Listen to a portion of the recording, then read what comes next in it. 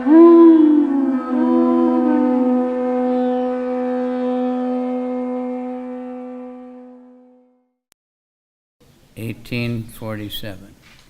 Shreyan Sadharmo Viguna Paradharmat Sanushtitat Svabhava Niyatam Karma Kurvam Apnoti Kilbisham. Shreyan, better. Swadharma, one's own occupation. Viguna, imperfectly performed. Paradharmat, then another's occupation. Sanushtitat, perfectly done. Sabhavaniyatam, prescribed duties according to one's nature. Karma, work. Kurvan, performing. Na, never. Apnoti, achieve. Kilbisam, sinful reactions. It is better to engage in one's own occupation, even though one may perform it imperfectly, than to accept another's occupation and perform it perfectly. Prescribed duties according to one's nature are never affected by sinful reactions. Can I repeat it? It is better to engage in one's own occupation, even though one may perform it imperfectly, than to accept another's occupation and perform it perfectly. Prescribed duties according to one's nature are never affected by sinful reactions. Purport by His Divine Grace, A.C. Bhakti-Vedanta Swami Prabhupada. This is the important part. Prabhupada said anyone can translate. When they were first getting the Bhagavad-Gita ready, sometimes he said, just take from somebody else's book, the translation. But the purport is Prabhupada's personal ecstasies. One's occupational duty is prescribed in Bhagavad-Gita. As already discussed in previous verses, the duties of a Brahman, Kshatriya, and Vaishya, and Shudra are prescribed according to their particular modes of nature. One should not imitate another's duty.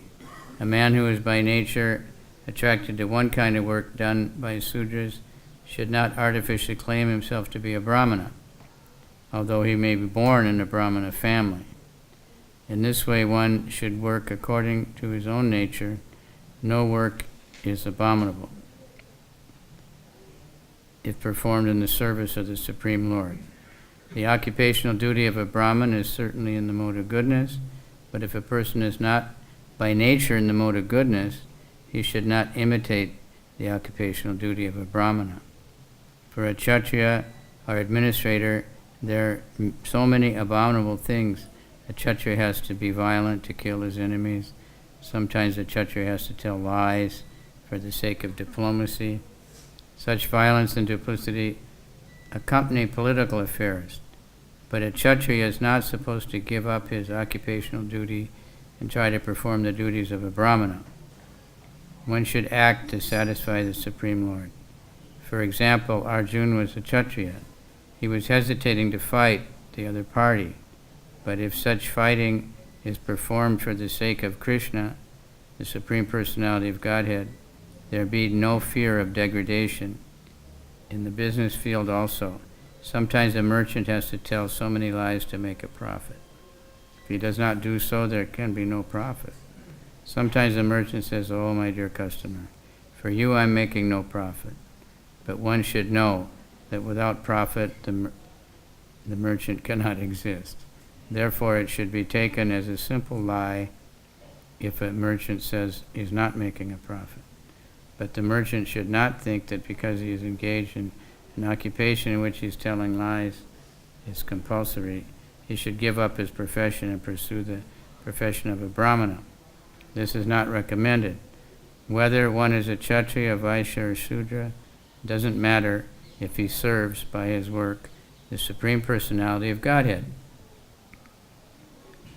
Even Brahmanas who perform different types of sacrifice sometimes must kill animals because sometimes animals are sacrificed in such ceremonies. Similarly, if a Kshatriya engaged in his own occupation kills an enemy, there is no sin incurred in that. In the 3rd chapter, these matters have been clearly and elaborately explained. Every man should work for the purpose of yajna or for Vishnu, Supreme Personality of Godhead. Anything done for personal sense gratification is a cause of bondage. The conclusion is that everyone should be engaged according to the particular mode of nature he has acquired, and he should decide to work only to serve the supreme cause of the Supreme Lord. That one's confusing, isn't it? That if you don't do it perfectly, it's because it just, of course, nowadays nobody knows what their real nature is. People are forced to, to make money. They do different work, but they're never happy with that, right? This is what they say. Someone is, the parents are pushing them, you have to be this or that, and they get to study, but they don't like it. They just feel like, I have to do this. And then they work, but they don't like it, even though they're making a lot of money sometimes. Some people just give up and just give up the high-paying job and, go live simply somewhere. But if someone is born in a Sudra family, but he has the qualities of a Brahmana, then he can act as a Brahmana. It's not by birth, it's by the qualities. So we can see now it's just total chaos. Nobody knows who's what, So it makes a disturbance in society. Sudras are becoming, executive heads of state. Or so-called Kshatriyas, police sometimes are very low class and they misuse their position. Governments just attack anyone and everyone for no reason. Because they're not really Kshatriyas. They don't have any Brahminical guidance. And the Brahmanas are very rare, but Prabhupada wanted to make Brahmanas. That's why he didn't give second initiation usually very quickly. He told Jayapataka Maharaj, you can recommend, more liberal for first initiation, but for second initiation you have to be more careful. One time he said that problem in societies were giving too many second initiations to unqualified people. Devotees think, well, it's part of the process, have to get Brahman initiation, I have to rise up, and then sometimes they think I'm better than the ones who aren't Brahmins yet. So we have a lot of trouble, right? Now, of course, everybody's much more careful. Sometimes Prabhupada, I heard one time Prabhupada was taking prasadam and he said, who's cooking? And they told him, and they said, but he only has first initiation. Prabhupada said he should have second initiation immediately. Because he liked his cooking. So, we can go on and on and on, but this is not the caste system. The Varnashram is by quality. In the Kali Yuga, everything becomes corrupt. So people get stuck because of their birth in a particular place where they don't belong. But by the qualities and work, they can change. In India, I don't know if it's still going on, but there's a shortage of brahmanas now for pujaris in the temples, because all the Brahmin families, they push their sons to become engineers and stuff, And if they have one, like retarded one or something, they make him and then if someone comes who's highly, highly qualified, but they're from a Sudra background or something, they won't train him up. Now, Prabhupada didn't consider any of that stuff. He just considered, first place, anyone who's, trying to serve Krishna. That's the main thing. It's stressed here again and again. Whatever work you do has to be for Krishna. And that's what Varnashram ideally works, that everybody's working according to their nature, so they're peaceful and happy. And they take care of each other. The Vaishyas support the Brahmins nicely. The Brahmins don't try to get rich, like now, right? Many Brahmins are very rich, and they're exploiting people, so-called Brahmanas, about, you can't have a child unless you have a yagya, you pay me, you can't get married, you can't have a funeral, In Bali we have these Brahmin castes, they still have that. And they have these very elaborate funerals, really big. And some people, they don't have the money for that, so they'll wait a long time till they can get the money to have the funeral, the fire. Or they sell their ancestral land, thinking that if I don't do this yagya, then my ancestors will go to hell or something, I'll be responsible for them. So these cheating Brahmins, they're not really Brahmanas. A Brahmin is completely honest and renounced. He doesn't charge for his services, fixed rates, right? He just sits down, Prabhupada said, anywhere and teaches, and then he takes whatever people give him. And Kshatriyas, also real Kshatriyas, they don't exploit the weaker, they protect. Kshatriya means to protect. So that the government is meant to protect the people, not to tax them to death and let the criminals run wild and things like that. They're supposed to protect the people. And they're supposed to take advice from the Brahmanas. And then they'll be guided properly. But there has to be real Brahmanas. Nowadays, I don't know, the ministers, or at least I know America a little bit, they're just appointed by the new president, who his friends are, whoever donated for his campaign or something, and they become minister of education, even though they have no education, all kinds of things like that. So it's better to somehow know your own nature. You can judge by, what you really like to do. I was reading one of these young millionaires or billionaires. They asked him, what advice do you have for young people? He said, don't look for work that, you'll make more money. Don't, think about what you like to do. And then money will come. Of course, karma is another factor. But because if you're doing what you don't like to do just because you think you have to have a lot of money and you have to live a certain standard, you have to please your parents, right? I know Indian families, it gets pretty heavy sometimes. Gauranga Prabhu, he said one of his classmates, when he was in IT, tried to commit suicide. But the rope broke, he hung from the fan, but the rope broke, so India, so he didn't die. And he asked him, why did you do that? He said, because I always get the gold medal in the exam, and this exam I only got the silver medal. I can't live, he can't tell his parents or something. He didn't get the gold medal. Now we're paying so much for you to, so. He said there was another group of boys and they didn't care. They were failing so many things and they were, partying all the time.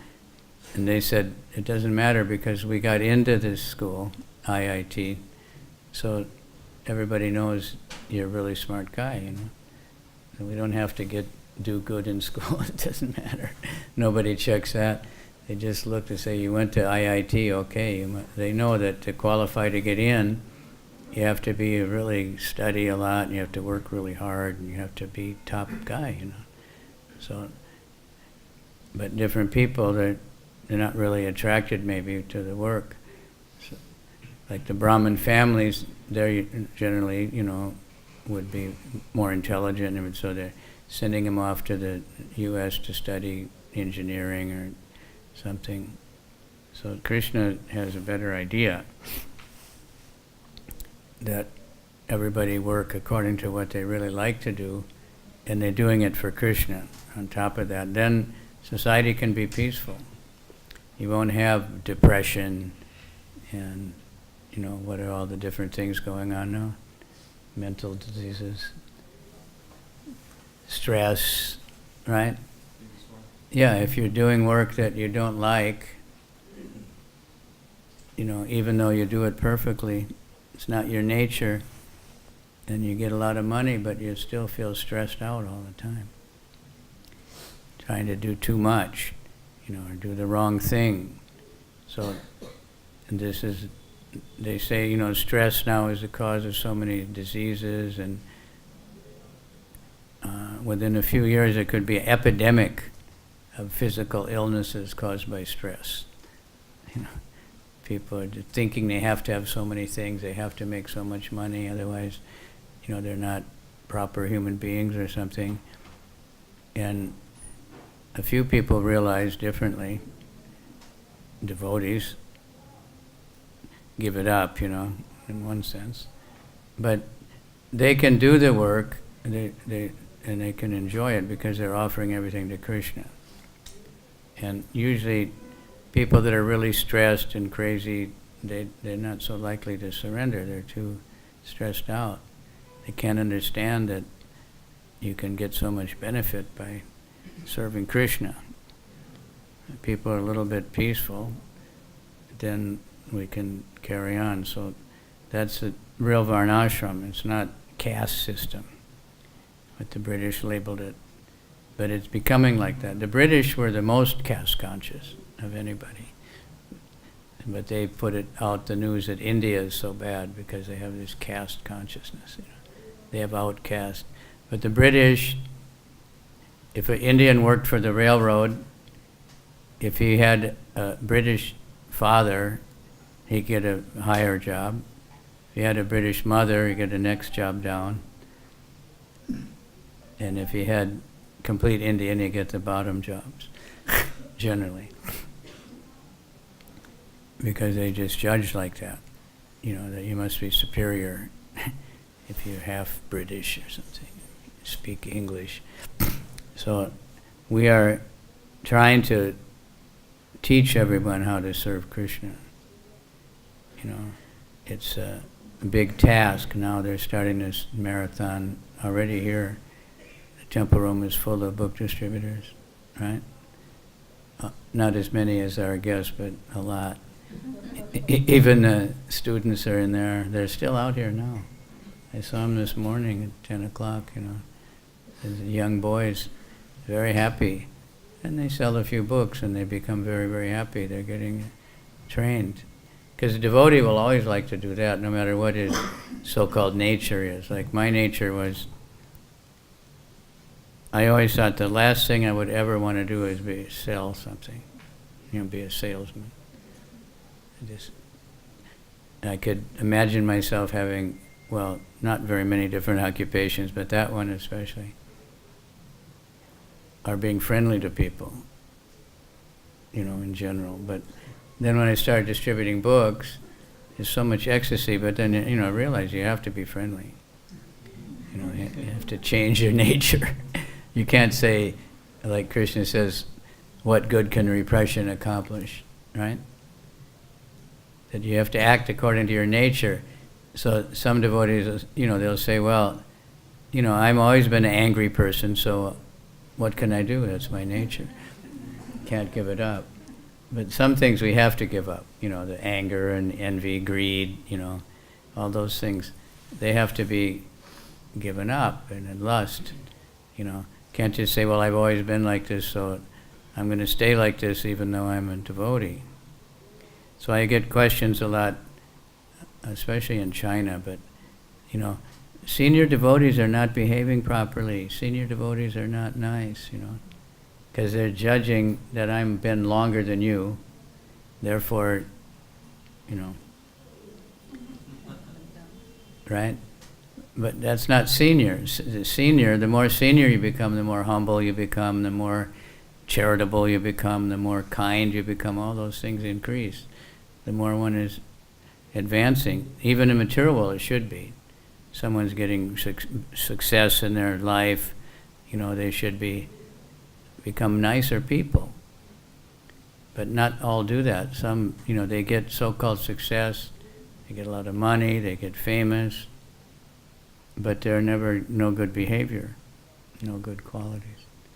But a devotee, senior is not just by age, like Prahlad, we're hearing every morning, Prahlad, right? He was 5 years old, right? So, of course, the demigods were listening to his prayers and admiring, Of course, nobody knew that he learned all that in the womb already. He didn't even know that at that time. He heard from Narada Muni the whole pregnancy. So he was conscious and he learned everything, but he was not able to speak very nicely. He couldn't think, he was in love and awe and bewildered. So the Lord put his hand on the head, and then suddenly he spoke these wonderful prayers. You hardly find anything in the Bhagavatam as nice, right? And so many. He spoke a lot. A lot of time is given to the prayers of Prahlad and all. Pacify the Lord in the prayers, and just because he had that desire, like we heard yesterday, someone asked Prabhupada, how can I become Krishna conscious? He said, desire. That's everything. The soul can desire. We can't really do anything. But the super soul knows our desires, and then he fulfills them. So we should be careful what we desire. That's the trick, to purify the desires, Because someone can chant Hare Krishna, they can offer money or anything, thinking, what will I get back, That's in the mode of passion, even chanting. It can even be in the mode of ignorance. I remember when we got to third canto, and we read that, that Kapila Dev said, chanting can be in the mode of ignorance or the mode of passion. I said, how can that be? Krishna is pure, right? The holy name is pure, it can't be contaminated. The name doesn't become contaminated, like the brahmanas at Lord Chaitanya's time were thinking, Lord Chaitanya is deviating from Vedic culture. He's getting low-class people, low-born people to chant the holy name, and that way the name will become contaminated. They told the Qazi, because these low-class people are chanting. So they didn't know anything about Krishna, but they're brahmanas. And it's explained they were upset because there's a conversation in Jaiva Dharma, and the brahmanas are thinking this, we had a good business going, and now this Nimai is getting everyone to chant and saying you don't need to do anything else, you don't need all the other yagyas, you don't need all the ceremonies, you can just chant and it's free. So they were worried about him, they wanted to stop him. And they really believed that previously they didn't, many years ago, they didn't give only brahmanas chanted the name of God and stuff. But now everybody is Sudra by birth, Kali Yuga, and Lord Chaitanya opened everything up, everybody. And, became so merciful, Namo Mahabharanaya. Krishna Prema, he's not only letting you chant, but he'll give Krishna Prema. But we have to take the process, to take the regulated principles and do service. Chanting, ultimately, the Prabhupada gave the perfect translation of the mantra, please engage me in your service. Trinadapi Sunichinada. And you have to be humble to be a servant. To be an effective servant, you have to be really humble. People like humble people, right? It's very powerful. Humility is the power of Brahmans, forgiveness, humility, it's attractive to people, although sometimes they'll think, well, what's wrong with you? You have low self-esteem, you shouldn't say you're bad, but of course we have to be careful. We can't say, like Narottam says, I'm the most fallen, there's nobody more fallen than me. I was reading Prabodhananda Saraswati, he's also praying like that. I've wasted my life and you have to save me, there's no other hope. But that's the idea, there's no other hope. We're all just totally dependent on the mercy of the Lord. Can't do anything ourselves. Like I was thinking about now is the marathon coming up, and we try to get more and more people to distribute books in different countries. Like last year, the Bhakti-Vedanta Manor, they really did huge, because they got hundreds of devotees, from the congregation to distribute books. So, they have a huge congregation, many, many thousands of people. So if one book, it adds up to a lot of books. And generally when someone starts, they might have done it before, but they get a taste, and then they want to do it more. When the Shastra Dan started in California, one devotee thought, well, all these congregation people, they're not doing any service really. They're chanting and they're coming to the temple. So he asked them to distribute books, buy some books and distribute them. And they were saying, why didn't you tell us about this before? This is so much nectar that we want to do it more and more.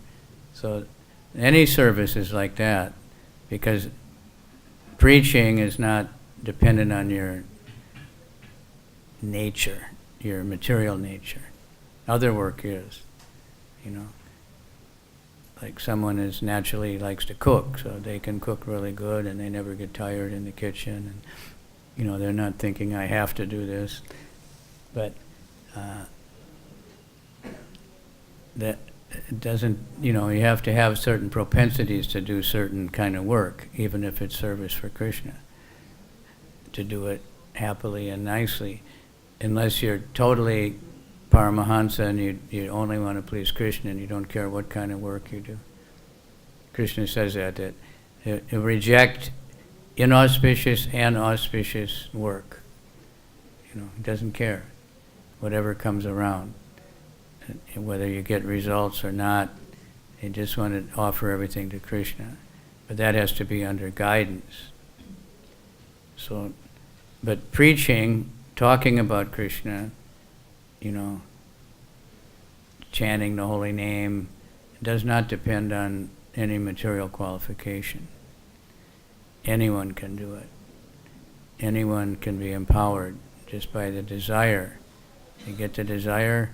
If you want to glorify Krishna, you want to talk about Krishna, pray, help me, I don't know what to say, I don't know anything, but Krishna will help. He's in the heart of everyone, and he will use us if we want to be used in his service. The point is, we want to serve Krishna, whatever he wants. How do we know what Krishna wants? He's not fussy, he doesn't need anything except love, except he wants us to be humble.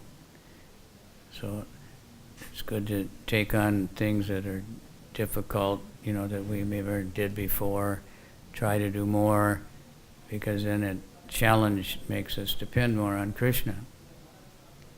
If we just do the easy thing all the time that we're, used to doing, then we don't have to remember Krishna all the time. But when things get difficult, then people remember. So we can voluntarily, what do they call it now? Get out of your comfort zone. It's a common saying now, businessmen and everything. Do something new, take some challenge. Try to serve devotees more, so whatever type of service we're doing.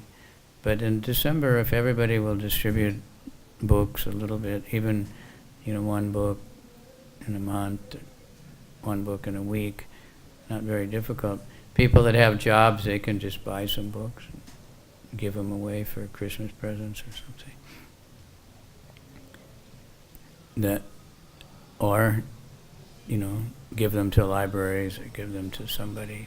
There's all kinds of ways to do it without having to confront the refusals we get, when we go out. But we can get strength from Balaram. Prabhupada, there's only a few Krishna Balaram temples. I've only heard of one other one, maybe two. There's a few Dauji, only Balaram. And Dinabandhu Prabhu said there's one small Krishna Balaram off in some village off the Chatikar road, but on the other side of the highway. But Prabhupada with Krishna Balaram and Gaur Nitai, because he wanted to show that they're the same. There's no difference. Gauranga has become Lord Chaitanya, or Krishna has become Lord Chaitanya, and Balaram has become Nityananda. And when the installation day, of course, Prabhupada was completely happy. If you go in his room, there's a painting of it. He was offering artik, and he was just in ecstasy. He was glowing more than ever, with a huge smile. When he looked out at that temple, it was packed up. People were climbing on top of each other, climbing up the pillars. Everybody wanted to see the deities.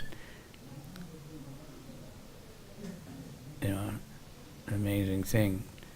And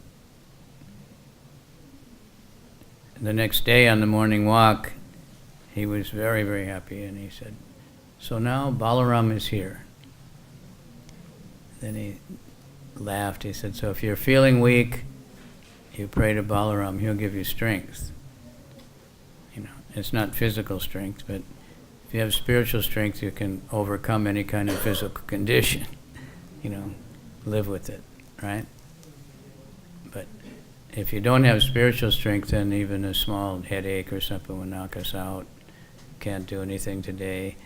But if we have that spiritual strength we get from Balaram, we get the mercy from Nityananda, because he's especially merciful.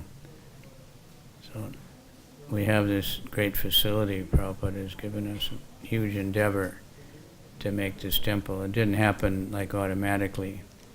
So many difficulties were there to get the land in front, and many mystical things. Prabhupada managed to, inspire devotees who didn't have experience in building or anything to get it built. And at that time, now in India it's very hard to do anything, but at that time it was much harder. We can't imagine what those first devotees here were going through. They didn't have any facility to stay. They were living in mud huts or something on the property, and and all the diseases, no bottled water, no water filters, just so lots of sickness, lots of malaria, lots of dysentery, but they somehow got the place built. And see what the result is. Prabhupada had the vision. Of course, this is the land Krishna gave him, but he was thinking, who will come here? It's so far away at that time. We used to stay at Sphogel Ashram, first time I came. You know where that is? You hardly notice it now, because there's so many things. It's down the road. It's, I don't know how far, but pretty far. And there was nothing else in between. In the morning when we were coming to Mangalartik, you'd hear the pigs, going after the people. People were passing on the side of the road, because it was all fields. There was nothing else. I remember I thought when I looked out from one balcony, I can remember here in Mayapur, I was thinking, this is not real. Prabhupada has created some kind of illusion for us, that nothing can be like this. There's nothing going on. There's just fields everywhere. Prabhupada even said that Vrindavan is so nice, there's no cars. To come from Mathura station, you get a horse cart, tanga, or a pedal rickshaw. There wasn't anything else that I ever saw. Cars came hardly ever. When Prabhupada's car came, that was about it. Now we see it's the worst traffic jams. And that's the attractiveness of Balaram. People are coming, Balaram is attracting everybody. So we can, pray that we can be engaged according to our nature. Ultimately is to serve Krishna. So when someone is on that level, they don't care what kind of work, it doesn't matter. They're completely peaceful with it because it's for Krishna. Emergency or something. Krishna will ask people to do something. But he told Arjuna, you have to fight. Even if you don't fight now, you're going to fight anyway, because that's your nature. So Arjuna agreed. And the result was very good. Krishna gave him all the credit, even though he was doing everything. He said they're already killed in advance. So everything is going on, but we have to work as if we're the doers, but know that actually Krishna is doing everything. We can't do anything. Krishna is sitting in the super soul. He knows our desire. He gives us the ability, the facility, everything else to fulfill our desires. So the yoga practice is meant to purify the desires and start desiring Krishna. We just want to serve Krishna. Just want to chant the holy name ultimately, nothing else. Okay? Satisfied? Any questions? Or yes, sir. Quick, always has a quick question. Yeah. As in material world, we are having different nature. We are shrewd and we are businessman and this one. So when we come to Krishna consciousness, these all things are vanished, and we are associating with devotees and distributing the books, which we have never done before. Anything we have never done. So now when we are doing this one, then we feel we are getting some pleasure in that one. But when we are in the material world, we were so much shrewd, we could not talk people properly, shrewd businessman and this one. So we feel that how the time is changing and how the mercy of Lord is coming to us. Right. By the mercy of Lord Chaitanya, a lame man can climb mountains, a blind man can see stars, and a stupid man can speak very nicely. I'm evidence of that. No education. Well, actually, I had a good high school education. It's supposed to be the best, one of the best ones in America, but that's all. But, we try to serve Krishna, and he gives us, the ability. And still, if you're a businessman, you can keep doing business, but do it for Krishna. But also you can preach at the same time. You don't have to be a brahmana, a professional orator or anything. You just try to talk about Krishna, and he'll help you to remember whatever you know. Even sometimes things you you never heard before, you'll remember, because Krishna is in the heart. When somebody really desires, he just takes care of them. All right? Anyone else? We got time? Yes. Hare Krishna. Prabhuji, you just said that it doesn't depend which caste you take birth, and you can become a Brahmin. Yeah. And at the same time, Krishna forces Arjun. Shri Krishna asks Arjun to do his duties because he was born as Kshatriya. Yeah. So why did not he let him go? Okay, if you don't want to fight, then don't fight. Who can say? That was his nature. See, someone may be born in any ashram, but have a nature different, so he can change. Arjuna, in the first place, Krishna wanted him to fight, so that transcends everything. He had that personal instruction from Krishna, but that was his nature, so he told him, it's your nature. You're refusing to fight, but he wasn't going to be a Brahmin, he was just going to retire. So the Krishna explains where that, if you give up your work because it's maybe physically uncomfortable or inconvenient or something, then that's, which mode is that in? It's passion or ignorance. It's, if it's troublesome, if you just don't like to do it, you don't feel like it that day, and you try to change, you're going to do the same thing anyway, somewhere. So that's why. It was his nature. Not that anybody, can change their nature. Prabhupada said, we're trying to make brahmanas, but not everybody should get the second initiation. They have to, like we get many times devotees, they want second initiation. And you tell them, well, we want you to be brahmanas, but first you have to act like one.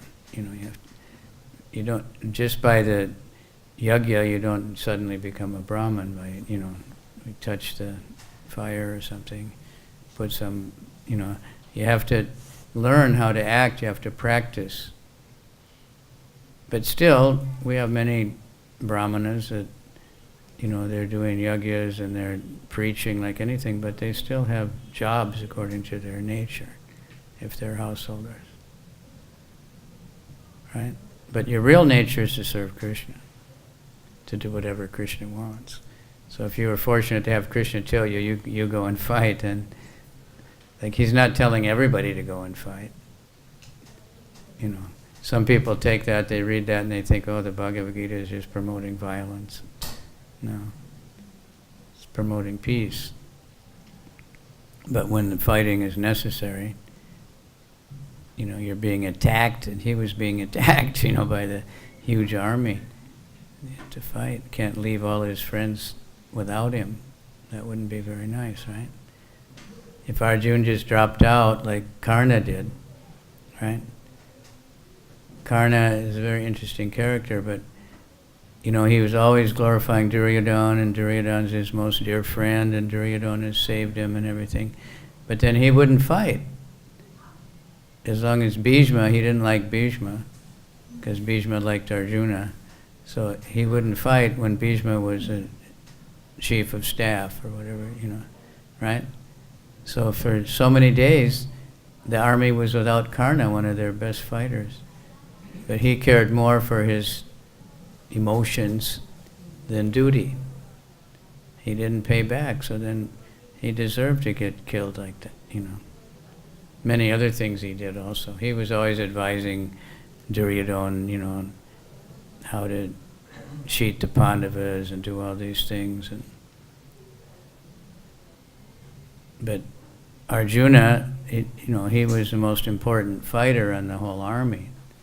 He practically did much of it himself, fighting, 2 big divisions all by himself, and all kinds of things. So if he would have abandoned that, then it would have been very bad for everybody. Right? Been good for the Kurus. They would have benefited. They'd be very happy. When Duryodhana saw Arjuna drop his bow and hunched over, he thought, he's afraid of me. He saw my army is so big, and he's afraid. I know I don't have to fight. We win automatically. He didn't know what was really going on. That Krishna was just arranged that, and then he would get him more fired up, and give us all the Bhagavad-Gita. They're lucky. It's the same Krishna when we read Bhagavad-Gita, but we're giving all instruction is very personal, what everybody gets. All right? Any more?